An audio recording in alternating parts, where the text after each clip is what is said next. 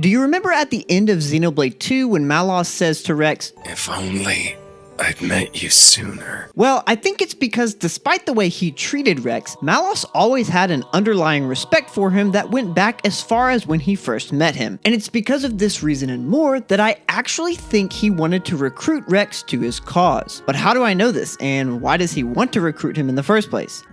We get our first piece of evidence when Malos first meets Rex and tries to kill him to see if he's up to the job he's about to take. When you really think about it, Malos testing Rex really doesn't make any sense. Remember, this is a salvaging mission, not some monster hunting expedition. Yes, they encounter monsters along the way, but come on. Malos already has the strongest blade in Torna on his side, and he himself is an Aegis, so I think he can take care of both himself and Rex, no problem. We'll get into this more a little later, but for now, let's talk about the reasons why Malos wanted to recruit Rex in the first place, because let's be honest, his standards are pretty high and Rex is just a kid. The first most obvious reason is because Rex is a Leftherian. We, as the audience, know there's something special about Rex, or at least Leftherians in general. However, we are currently in the dark on the reason why, just like Nia, because she calls Rex a lowlife along with the other salvagers in this scene. You smug so-and-so. Wait, hold up. Did he just Twisted little so-and-so? But we actually start to get context in the next couple of shots. After Rex and the team Submerge. Rex starts monologuing about how the ship looks ancient, which leads him to proclaim, Which country made this? this is foreshadowing that hints to the player that this mysterious ship could be linked to the reason they needed a Leftherian, considering it's not something you see every day. But did you notice how Nia and Dromark are seen watching Rex and his crew in the previous clip? This is most likely on Malos' orders to assure everything goes as planned, but it's also most likely so they can keep an eye on Rex's actions specifically. This idea that the ship is linked to Rex in some way is further backed up by the fact that when Malos says, But it's what's inside that matters. the camera shifts to Jin, who is a Tornin, just like the ship, and one of the ones who knows that Rex is needed to open up the seal inside. But being a random Leftherian isn't all there is to Malos wanting to recruit Rex, as we'll see in a bit. While at first I thought Rex being a salvager had something to do with it since Nia took notice of his work, I realized that not only could Malos not care less about Rex's salvaging abilities, but this proves Nia is focused on the wrong thing, according to Malos. This is backed up by the fact that she's like, You could have dragged the kid along.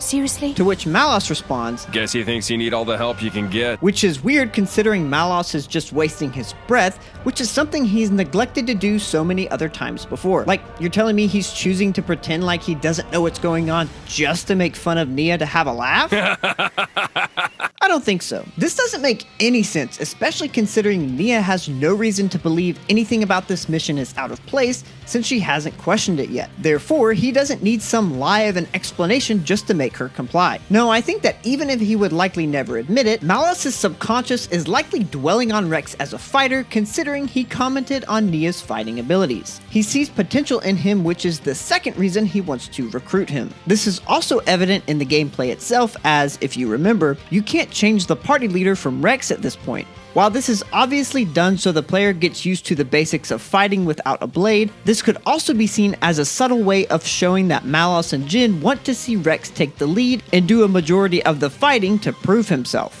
Again, I think Malos or Jin could handle these monsters on their own, considering Nia says defeating it It was a walk in the park. and I think this alone is enough to explain why Malos tested Rex, but there's something even more interesting to back this up. After they defeat the monster, Rex says, I'm sure glad these drivers are on our side. which, when you think about it, really doesn't make any sense. Other than foreshadowing the fact that Malos and Jin never really were on Rex's side, taking sides in the first place means there has to be an opposing force that has a concept of taking sides. The monster they just fought is probably not capable of thought beyond its natural instinct to hunt prey. And it's not like anyone was going to start fighting alongside the creature either. So aside from the greater war over land and resources, which is irrelevant to their current situation, Rex doesn't know of any actual opposing force. Unless he is also aware that Malos is keeping an eye on him because he's looking to recruit him and is considering himself part of the crew at this point. I mean, he's even comfortable enough to make fun of Malos with Nia. Speaking of being watched, Papunen's idiot self is recording the crew so that Banna can keep an eye on them. Banna even recognizes that These no ordinary fighters. the fact that he compares Nia and Rex to the likes of the strongest blade in Torna and in Aegis, even if he doesn't have his full power back yet, means Rex is showing the same amount of promise as them, which Malos is paying attention to. However, the reason we don't realize any of this the first time around is because of how Malos acts. For example, when Rex asks why the door with Adam's crest will only open to someone like him, as Jin tells him, Malos says, Hurry up and do it!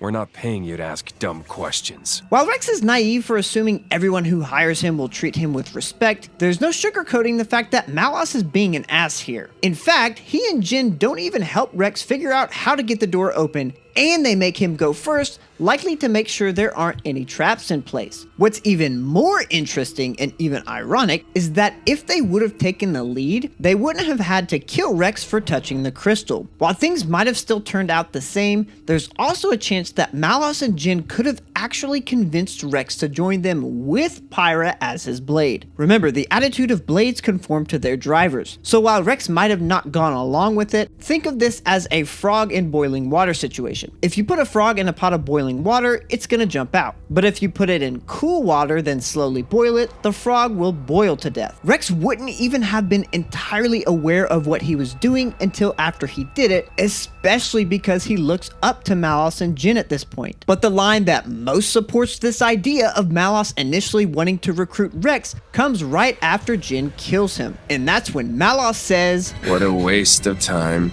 at first glance, it may seem like Malos is being insensitive and is more concerned with their goal than with Rex's life, and I think that's part of it. The problem is that doesn't make much sense on its own for two reasons. The first is that neither Malos or Jin seem too concerned with getting things done quickly, considering they do a lot of standing around and bringing up the rear. The second reason is because of Malos's expression after Jin kills Rex. He seems a bit shocked, like, oh damn, he's actually dead. Which, coupled with his response, makes it appear that all the time he spent testing Rex, observing him, and subsequently finding out there's more to him than meets the eye was simply a waste of time.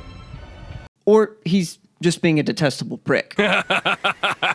Hey guys, if you noticed, I changed up the formula a little bit for this series. I realized it's kind of boring to go through every little thing, so that's why if it's not relevant to the overall point I'm trying to make, I'm not even going to mention it and might even skip over a few parts. It's part of the reason I started doing the little side notes at the bottom a few episodes back. Speaking of, if you missed the last episode, check it out here, or check out the next episode here when it's available, and as always, thanks for watching till the end.